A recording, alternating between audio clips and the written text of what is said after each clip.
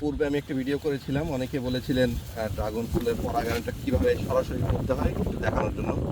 আজকে একটু আবহাওয়াটা একটু মেঘলা এবং যে কোনো সময় বৃষ্টি হতে পারে।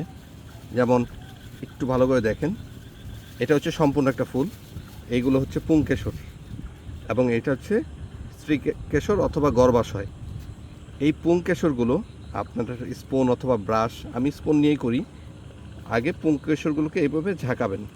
ঝাঁকালে নিচে দেখবেন এখানে তলানিতে অনেকগুলো পাউডারের মতো, এই যে এরকম পাউডারের মতো পাবেন। এগুলো হচ্ছে পুংকেশরের পাউডার। এইগুলো এখানে গর্ভাশয়ে সাবধানতার সাথে হাতে ধরে এইখানে আস্তে আস্তে যত্নের সাথে দিয়ে এটাকে একটু ঝাঁকা দিবেন, যেন এই গর্ভাশয়ের মধ্যে পুংকেশরগুলো পৌঁছায়। এবং যেহেতু আজকে আবহাওয়াটা খারাপ, তো অবশ্যই আপনাকে এটাকে পলি ব্যাগ বা যে কোনো ওয়েতে মুখটা বন্ধ করে দিতে হবে, যেন এই গর্ভাশয় থেকে পুংকেশরগুলো যেন সরে না যায়। যদি সরে যায় আর তাহলে কিন্তু ফল হওয়ার সম্ভাবনা অনেক কমে যাবে।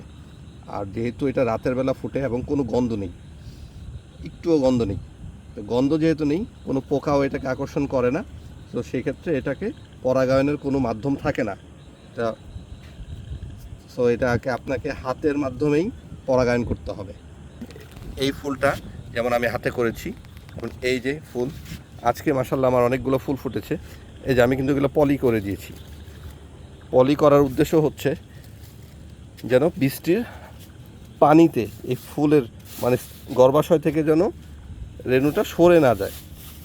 যেমন আজকে আমার বাগানের সর্বোচ্চ মানে যেহেতু আমার প্রথম নতুন বাগান, সর্বোচ্চ সংখ্যক ফুল এসেছে। এই যে এই ফুলগুলো আগামীকালকে ফুটবে ইনশাল্লাহ। এই যে এখানে দেখতেছেন পলি করা, পাশাপাশি এই যে এই সাইডটাতে দেখেন প্রতিটাতে কিন্তু পলি দ্বারা আবরণ দিয়ে দিয়েছি, যেন কোনো ক্রমেই যেন ফুলগুলো নষ্ট না হয়। কারণ একটা ড্রাগন ফুল আসা থেকে ফল পর্যন্ত অনেক সাধনার একটি বিষয়।